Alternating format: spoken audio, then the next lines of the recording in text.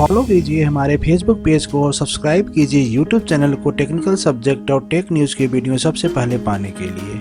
नमस्कार दोस्तों, आपका हमारे ऑनलाइन लेक्चर सीरीज में एक बार फिर से बहुत बहुत स्वागत है। वेब टेक्नोलॉजी लेक्चर सीरीज में आज हम बात करेंगे जावास्क्रिप्ट में फंक्शंस एंड फॉर्म की। तो चलिए सबसे पहले हम आउटलाइन देख लेते हैं क्या क्या कवर करेंगे आज। फंक्शंस को देखेंगे कि जावास्क्रिप्ट में कोई फंक्शन कैसे इंक्लूड करते हैं, और कोई फॉर्म अगर मुझे इंक्लूड करना है तो हम जावास्क्रिप्ट थ्रू कैसे कर सकते हैं उसको भी हम देखेंगे। प्लस इससे रिलेटेड यूनिवर्सिटी में जो क्वेश्चन पूछा गया है वो भी हम यहाँ पे देखेंगे, कौन कौन से क्वेश्चन यूनिवर्सिटी में किस टाइप के पूछा जाता है। सबसे पहले बात करते हैं फंक्शंस की। फंक्शंस क्या होता है? Functions is a group of reusable code which can be called anywhere in your program. Simply function एक तरह से कह सकते हैं सब प्रोग्राम है जिसको हम पूरे प्रोग्राम में कहीं भी कॉल कर सकते हैं। और रीयूजेबल कोड होता है, मतलब जरूरी नहीं है कि एक बार फंक्शन हम बना लिए तो उसको एक ही जगह यूज करें, उसका बार बार हम कितनी भी टाइम यूज कर सकते हैं। Function allow to a programmer to divide a big program into numbers of small and manageable functions. Generally किसी बड़े प्रॉब्लम को सॉल्व करने के लिए उसको हम छोटे छोटे फंक्शन में ब्रेक कर लेते हैं, फिर उस फंक्शन को हम सब प्रॉब्लम को हम सॉल्व करते हैं। JavaScript also support all the feature necessary to write modular code using functions. You must have seen like alert, write in the earlier. जैसे अभी हमने यूज किया एक दो फंक्शन, एक तो आपने देखा होगा राइट डॉट डॉक्यूमेंट, जहां पे हम कुछ स्ट्रिंग यूज कर रहे हैं तो वो आपके बॉडी पार्ट में वेब पेज के बॉडी पार्ट में प्रिंट कर ले रहा था। ऐसे अलर्ट को मैंने देखा था, अलर्ट फंक्शन यूज करते ही एक पॉपअप आपका आ जाता था। ऐसे ही बहुत सारे प्री डिफाइंड फंक्शन है जिसका हम जावास्क्रिप्ट में यूज करते हैं। लेकिन अगर मुझे अपने अकॉर्डिंग अपना खुद का फंक्शन बनाना है तो वो भी जावास्क्रिप्ट अलाउ करता है, मींस हम अपना खुद का भी फंक्शन बना सकते हैं। तो आज हम यहाँ पे बात करेंगे यूजर डिफाइंड फंक्शंस की ही। यूजर डिफाइंड फंक्शन बनाने के लिए आपको एक कीवर्ड होता है फंक्शंस, इस कीवर्ड का यूज करना पड़ता है। सिंटेक्स क्या होगा? स्क्रिप्ट स्टार्ट करेंगे, आपका स्क्रिप्ट टैग क्लोज भी होगा, इसके बीच में हम फंक्शन लिखेंगे, यहाँ पे फंक्शन एज ए कीवर्ड। इसके बाद फंक्शंस का कोई भी name as per identifier rule यहाँ पे हो सकता है। पैरामीटर लिस्ट यहाँ पे हम कुछ भी दे सकते हैं, पैरामीटर अगर यूज करना है देन, अदरवाइज विदाउट पैरामीटर भी हम यहाँ पे फंक्शंस बना सकते हैं। और यहाँ पे इस फंक्शंस की बॉडी होगी जिसमें नंबर ऑफ स्टेटमेंट हम यूज करेंगे। सिमिलर वैसे ही फंक्शन है जैसे हम सी प्रोग्राम में यूज करते आए थे। अगर हम इसका एग्जांपल देखें प्रोग्राम के केस में तो यहाँ पे स्क्रिप्ट आपका यहाँ से है, स्क्रिप्ट बना हुआ है। इस स्क्रिप्ट में देखें तो हमने एक फंक्शन बनाया से हेलो नाम का, जिसके अंदर केवल मैंने मैसेज प्रिंट कर दिया हेलो देयर। अब देखिए इस फंक्शन को हम कैसे कॉल कर रहे हैं। अब इसके बाद बॉडी पार्ट में हम आ जा रहे हैं। बॉडी पार्ट में मैंने एक बटन बना लिया, बटन का नाम रख दिया से हेलो, और बटन के क्लिक पे हम किस मेथड को कॉल कर रहे हैं? से हेलो मेथड को। तो जैसे ही क्लिक इवेंट पे आएगा तुरंत आपका से हेलो मेथड कॉल होगा और आपके जो पेज होगा उस पेज पे मैसेज लिख के आ जाएगा हेलो देयर। जैसे एग्जांपल देख सकते हैं आप, ये वाला पेज जैसे ही इसको हम इस प्रोग्राम को किसी भी file name dot HTML save करेंगे, मैंने यहाँ पे सेव कर रखा है फंक्शंस डॉट एचटीएमएल नाम से। अब इसको जब हम ब्राउजर पे ओपन करेंगे तो आपको ऐसे ही दिखेगा एक बटन जिसका नाम से हेलो रहेगा।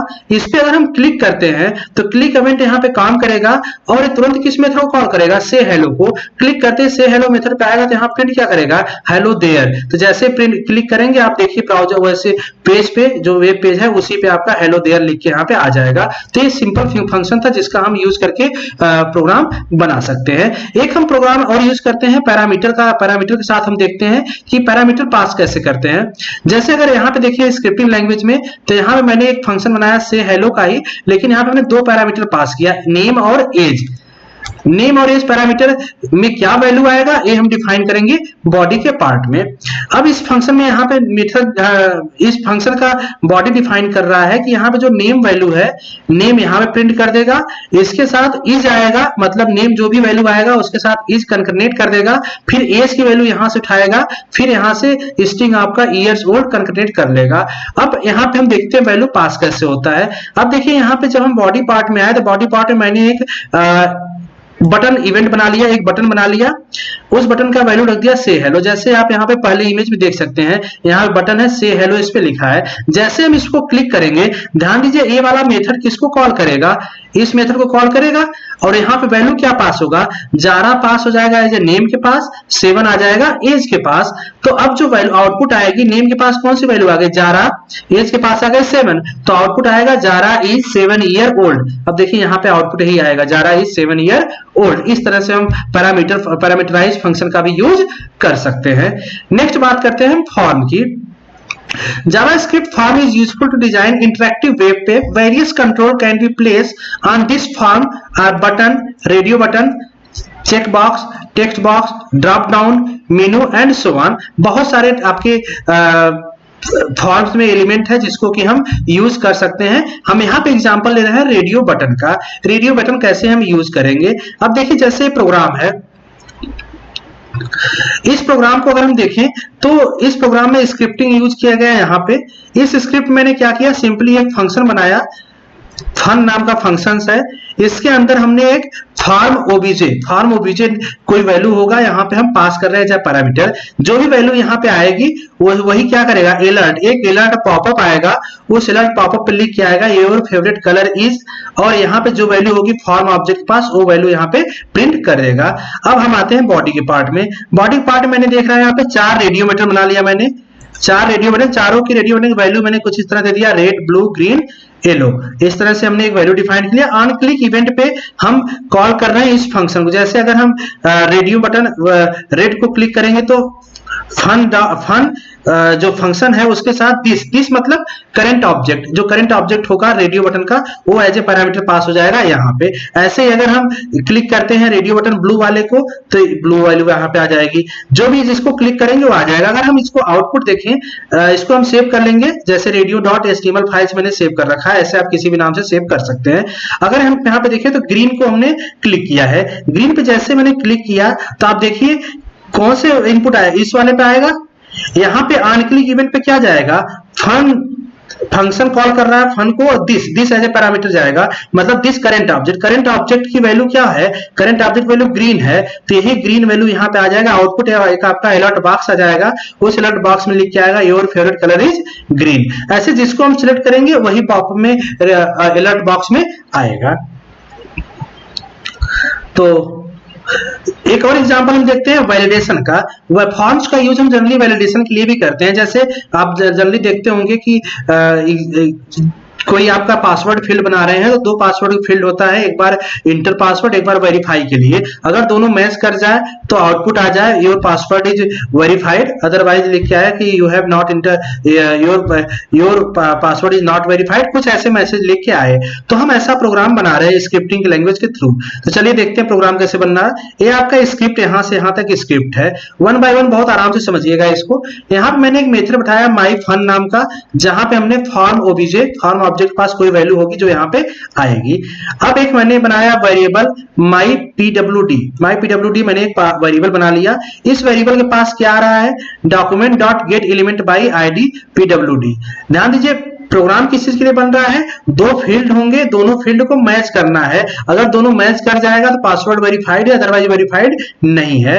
तो मतलब 2 टेक्स्ट बॉक्स होंगे, एक का आईडी होगा पीडब्ल्यूडी और दूसरा मैंने एक और वेरिएबल बनाया माई री पासवर्ड, जिसका वो फील्ड कहां से कॉल करेगा, री पीडब्ल्यूडी। अगर इन दोनों लाइन को देखें तो यहाँ पे वैल्यू कहां से आएगी, आप यहाँ पे देख सकते हैं बॉडी के अंदर मैंने फॉर्म डिजाइन किया है।